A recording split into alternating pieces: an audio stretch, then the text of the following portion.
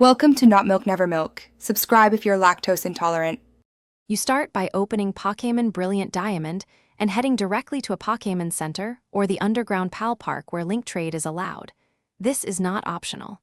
Make sure your Switch has internet and online play is enabled because the game uses live connections.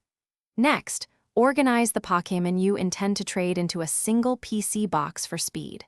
Once done, approach the link trade terminal and select link trade. You're ready to invite another player or join a lobby, so begin that process now. You then pick the link trade option and immediately decide whether to trade locally or online. Choose online to reach more players.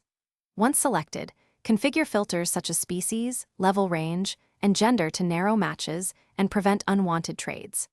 After that, create a room and note the room ID, or search and join an existing room if someone invited you.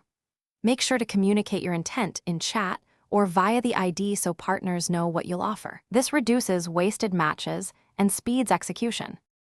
You finalize the trade by confirming the Pokémon on the summary screen, double-checking species, moves, and held items. Accept only when everything matches. If the connection drops or the partner times out, first restart the game and re-enable online play, then recreate or join a new room. This resolves most transient network issues.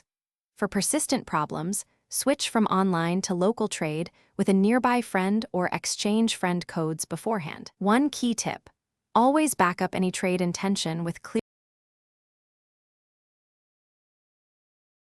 Thanks for watching. If this was helpful, leave a like and consider subscribing. See you next time.